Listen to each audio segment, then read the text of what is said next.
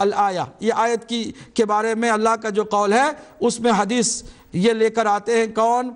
جناب علامہ سیوطی۔ اخرج ابو داود وعبد بن حمید یا حمید والترمذی وحسنہ، ابو داود اخراج کرتے ہیں، عبد ابن حمید بھی اور ترمذی بھی، وحسنہ، اور اس حدیث کو حسن بھی جانتے ہیں، یعنی یہ ضعیف نہیں ہے بلکہ یہ حسن حدیث ہے۔ اور خالی یہی نہیں ہے بلکہ وابن جریر وابن ابی حاتم، ابن ابی حاتم بھی، من طریق مقسم عن ابن عباس، مقسم کے طریق سے ابن عباس سے۔ اب ابن عباس کیا کہتے ہیں؟ قال، وہ کہتے ہیں نزلت هذه الآیہ، یہ آیت نازل ہوئی، وما کان لنبی ان یغل فی، کس پر؟ کس کے بارے میں؟ فی قطیفۃ حمراء، ایک لال قیمتی چادر کے بارے میں۔ وہ چادر کیا ہوئی تھی؟ افتقدت یوم بدر، یوم بدر، جو جنگ بدر کے بعد غنیمت میں یہ ملی تھی، وہ کھو گئی، گم ہو گئی۔ گم ہو گئی تو کیا اللہ کے نبی پر کوئی الزام دے؟ دیکھیے نا، دینے والے وہی اصحاب بدر میں سے ہے۔ فقال بعض الناس، بعض لوگوں نے کہا، اب یہاں بعض کون ہے نام نہیں بتایا، لیکن ہیں وہی اصحاب بدری میں، اور بدری میں سے ہی، بدریون میں سے ہی، کیونکہ باہر سے کوئی بھی درمیان میں مال غنیمت کے لینے اور تقسیم کرنے یا اس کے بارے میں گفتگو کر نہیں سکتا ہے۔ یہ کفار اور مشرکین کے درمیان کی بات نہیں ہے، یہ اپنے درمیان کی بات ہے۔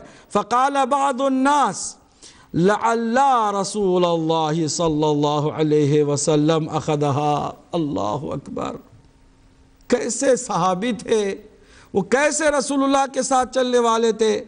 بعض لوگوں میں سے بعض نے کہا کہ یہ کام ممکن ہے کہ یہ رسول اللہ صلی اللہ علیہ وسلم نے وہ جو چادر قیمتی ہے اس کو لے لیا ہو۔ آپ کو اس بات سے حیرت نہیں ہوتی کہ کیا کوئی ایک صحابی ہوتا ہوا جنگ بدر میں شریک ہونے کے بعد بھی ایسی بات کر سکتا ہے؟ الزام نبی کو دے، خیانت کا الزام، کہ ہو سکتا ہے وہ جو قیمتی چادر ہے رسول اللہ نے خود اٹھا لی ہو۔ اب سوچئے، یہ کسی اور کی بات نہیں ہے، یہ جو کہتے ہیں کچھ بھی نہیں، ایسی گستاخی، جس گستاخی کو اللہ نے برداشت نہیں کیا، اور قرآن میں یہ آیت نازل ہو گئی، فَأَنزَلَ اللَّهُ وَمَا كَانَ لِنَبِيٍّ أَن يَغُلَّ، پھر اللہ سبحانہ تعالیٰ نے یہ آیت نازل کی، وَمَا كَانَ لِنَبِيٍّ أَن يَغُلَّ، کہ نبی کبھی بھی خیانت نہیں کرتا، کبھی بھی خیانت نہیں کر سکتا۔ تمہارا یہ خیال، یہ تمہارا یہ جو گمان رسول اللہ کی شان میں سب سے بڑی گستاخی ہے۔ اب دیکھیے، یہ بات میں نے جو غنیمت کا لفظ استعمال کیا، کوئی یہ نہ کہے کہ وہاں تو نہیں تھا، تو آپ نے شاید غنیمت کے مال میں سے کہہ دیا اپنی طرف سے، لیکن وہ دوسری حدیث میں واضح طور پر غنیمت کا لفظ بھی آ گیا، یہ دیکھ لیجئے گا۔ اخرج عبد بن حمید یا حمید وابن جریر عن سعید بن جبیر قال نزلت هذه الآیہ، یہ آیت نازل ہوئی، وما کان لنبی ان یغل، کس کے بارے میں؟ فی قطیفۃ حمراء، ایک لال چادر کے بارے میں، فقدت یوم بدر من الغنیمہ، مال غنیمت جو ملا تھا نا کفار سے، مشرکین سے، اس مال غنیمت میں سے یہ چادر تھی جو کھو گئی تھی۔ جنگ بدر کے بعد کا یہ حشر ہے، یہ معاملہ جنگ بدر کے بعد کا ہے، اور جنگ بدر میں جو شریک ہوئے تھے نا انہی لوگوں کا یہ الزام ہے، اور یہ گستاخی ہے رسول اللہ صلی اللہ علیہ وآلہ وسلم کی شان میں کہ شاید انہوں نے نعوذ باللہ اٹھا لیا ہو۔ یہ اخذہ کا لفظ آیا ہے، میں نہیں چاہتا کہ جو الفاظ دیگر ہمارے مذہب اہل بیت کی تفسیروں میں آئی ہیں ان الفاظ کو میں یہاں دہراؤں، کیونکہ نبی کی شان میں جس کسی گستاخ نے بھی گستاخی کی ہو وہ الفاظ ہمارے لیے زیب نہیں دیتے کہ ہم اپنی زبان پر جاری کریں۔ ایسی بھی گستاخی کی گئی ہے، نعوذ باللہ، چوری کا تک لفظ استعمال کیا گیا ہے۔ لیکن میں اسی پر اکتفا کرتا ہوں کہ جو الدر المنثور میں علامہ جلال الدین سیوطی نے عرض کیا ہے۔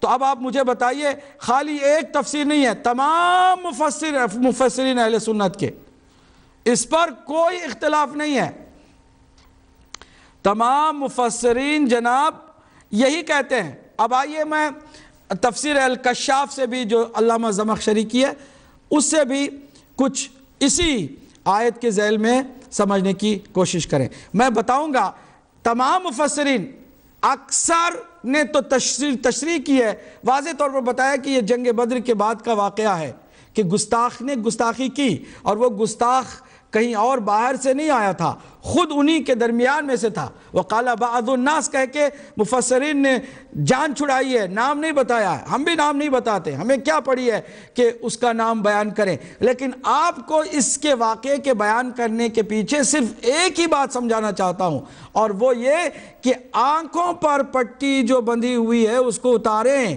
یہ نہ کہیں کہ جتنے بھی تھے جو بھی تھے وہ سارے کے سارے بخشے گئے تھے، سارے کے سارے نیک تھے، جس کے پیچھے بھی چلے جاؤ اور نجات پا جاؤ گے، ہدایت پا جاؤ گے۔ ایسا نہیں، ایسے گستاخ کے پیچھے کوئی جا سکتا ہے؟ آج اس دور میں ہم نے نہ نبی مکرم کو دیکھا، نہ رسول اسلام صلی اللہ علیہ وسلم کے معجزات کو دیکھا، نہ ہم نے وہ وحی کی خوشبو سونگھی، نہ نبی مکرم کے جمال مبارک سے اپنے آنکھوں کو، گنہگار آنکھوں کو روشن کیا۔ ہم نے تو کچھ بھی نہیں کیا، لیکن 1400 سال کے بعد عشق رسول اور آل رسول میں ایسا سرشار دل رکھتے ہیں کہ ہمارے سامنے اس دور میں بھی کوئی گستاخی کرتا ہے حضور کی شان میں، اتنی بڑی بات تو نہیں، کوئی چھوٹی بات بھی کرتا ہے تو ہم کبھی بھی اسے معاف کرنے کے لیے تیار نہیں ہوتے ہیں۔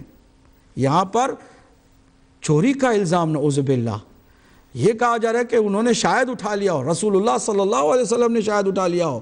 اللہ اکبر! کیا ہم اس کے پیچھے بھی جانے پر مجبور ہیں؟ کیا ہم پھر یہ بات کوئی تاریخی بات نہیں ہے، قرآن کی بات ہے۔ یہی بار بار ہمیں کہا جاتا ہے نا کہ قصے کہانیوں سے قرآن کی نس کو کوئی توڑ نہیں سکتا ہے۔ یہ قرآن کی نس ہے۔